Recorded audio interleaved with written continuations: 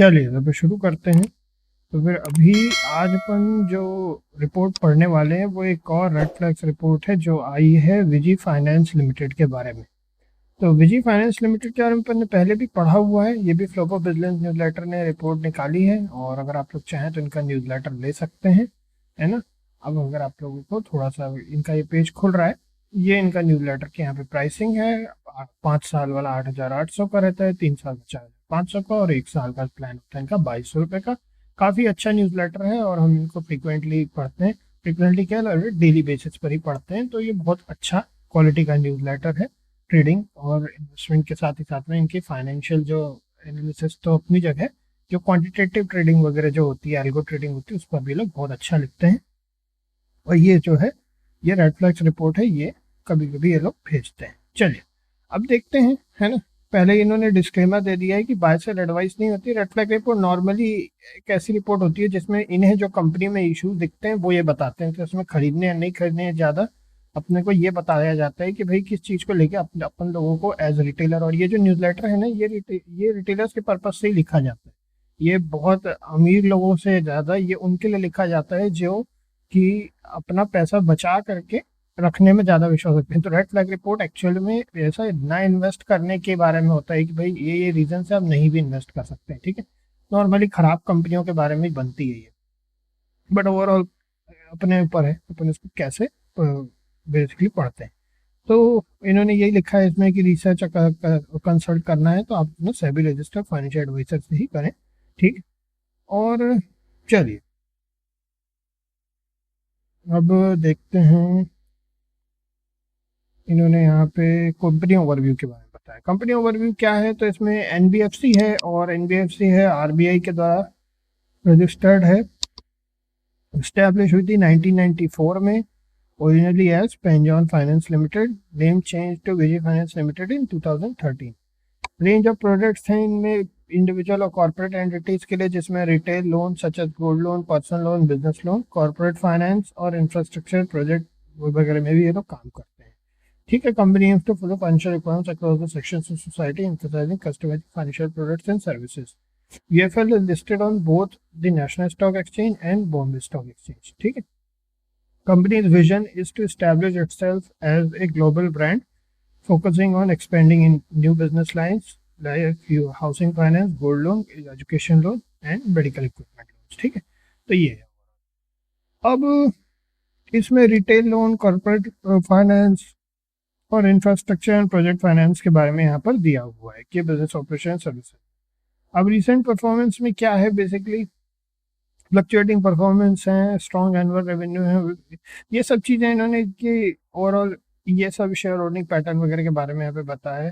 Significant promoter holding अच्छी चीज़ है। अब इसमें अपन पढ़ लेते हैं कि क्यों केयरफुल रहना है, ठीक है।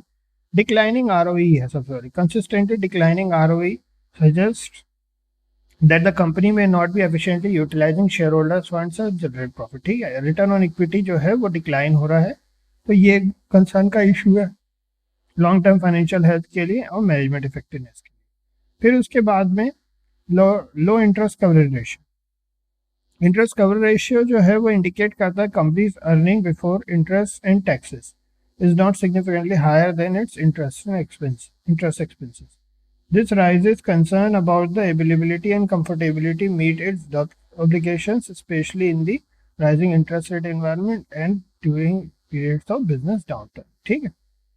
तो ये EBIT जो है interest coverage ratio, interest coverage ratio जो है वो जो है इंटरेस्ट रेट जो बेसिकली हाई होने के जो इन्वायरमेंट है, बिजनेस डाउनटर्न का इन्वायरमेंट है, ठीक है।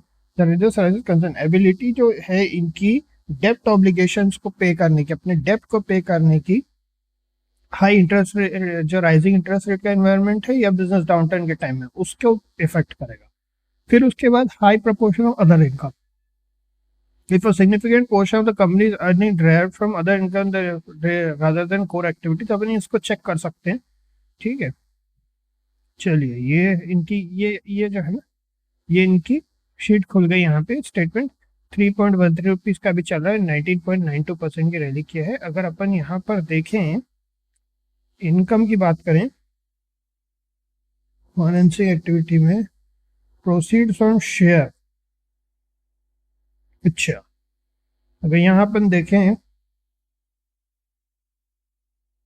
प्रोसीड्स ऑन शेयर है इनका, और इनकम की अगर अपन बात करें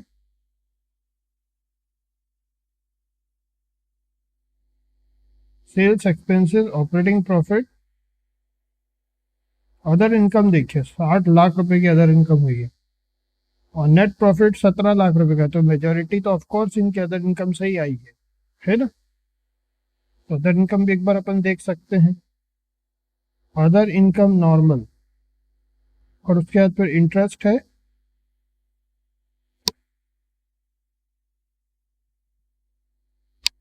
उसके बाद इसमें डेप्रिसिएशन है, और प्रॉफिट बिफोर टैक्स है। ठीक, तो इस तरीके से है। चलिए ठीक है, तो ये इन्होंने यहाँ पे क्लियर कट बता दिया। उसके बाद में फिर हाई प्रोपोर्शन है अदर इनकम को, volatility in financial performance, considerable swings in total income and profitability, जो अभी अपन ने देखा। ठीक है, इंस्टीट्यूशनल इन्वेस्टर पार्टिसिपेशन लिमिटेड है, इसमें ये भी अपन देख सकते हैं इनकी शीट में जाकर के कि इंस्टीट्यूशनल इन्वेस्टर्स का क्या हाल चाल है। ठीक है, कुछ है ही नहीं, है ना। तो ये हो गया। Dependence on familiar borrowers, report indicating loans are primarily extended to the borrower or the promoters is familiar, which could raise questions about the robustness of the credit assessment process and overall risk management. The promoter is familiar. It could also suggest a limited and potentially concentrated loan book, increasing risk. The reports indicating that loans are primarily extended to borrowers the promoters is familiar with could rise। Okay, मैंने basically उन लोगों के ऊपर जो पहले से जिनको ये लोग जानते हैं ना, केवल वही लोग। अब देखिए क्या है, ये लोन बिजनेस में इस तरह की चीजें ये करती हैं, और भी कंपनियां हैं। ठीक है, ओवरऑल हम तो एनबीएफसी कंपनियों से इन जनरल केयरफुल रहते हैं, तो ये तो खैर एक कॉन्सेप्ट और है इनमें कि फेमिलियर बोरोवर्स को ही ये लोग ज्यादा प्रेफर करते हैं। स्टिफ कंपटीशन है ना, वेल एस्टेब्लिश्ड प्लेयर्स आ गए हैं एनबीएफसी सेक्टर में, तो कंपटीशन तो स्टिफ हो गया है। Small market capitalisation, being a small market company NBFC space Vijay finance might also susceptible to market fluctuation ज्यादा इफेक्ट करते हैं, डाउन टाइम वगैरह के में इनको प्रॉब्लम जाती है। तो ओवरऑल कॉन्सेप्ट यही है ना। कंपनी के बारे में अगर बात करें तो कंपनी कोई खास ज्यादा अच्छा परफॉर्मेंस अभी नहीं चल रहा है कंपनी का, और हम जो अपनी व्यू ऑफ कोर्स अपने लिए जो बना रहे हैं वो यही है कि कंपनी का ईयर ऑन ईयर अगर अपन देखें 17 लाख, 12 लाख, 44 लाख, 44 लाख, और मेन क्या है ना, काफी ज्यादा फॉल आ चुका है, बहुत ज्यादा फॉल आ चुका है। आप अगर देखें तो अगर अपन देखें तो बहुत बड़ा फॉल इसमें आ चुका है पहले से। ठीक है, सो ये तो खैर बिल्कुल भी मतलब बोलना चाहिए कि नेटवर्क रिपोर्ट भी कुछ खास ज्यादा अच्छा नहीं बता रही है इसमें। तो इतना ही है, फिर लेट्स सी आगे अपन एक बार और करके देखते हैं इसको। कहने का मतलब ये है कि इनके एनालिसिस का हम और वेट करेंगे और देखेंगे, कंपनी को ऊपर नजर रखेंगे। और अगर मान लीजिए कल को कोई ऐसी रिपोर्ट आती है जिससे कि कंपनी के बारे में कुछ थोड़ा बहुत पॉजिटिव कहीं हमको पढ़ने को मिलता है तो हम आगे देखेंगे। बाकी अभी तक तो रेड फ्लैग रिपोर्ट ही है हमारे पास, और नजर रखेंगे इस पर। ठीक, चलिए तो फिर नेक्स्ट मिलते हैं आप लोगों से। ओके।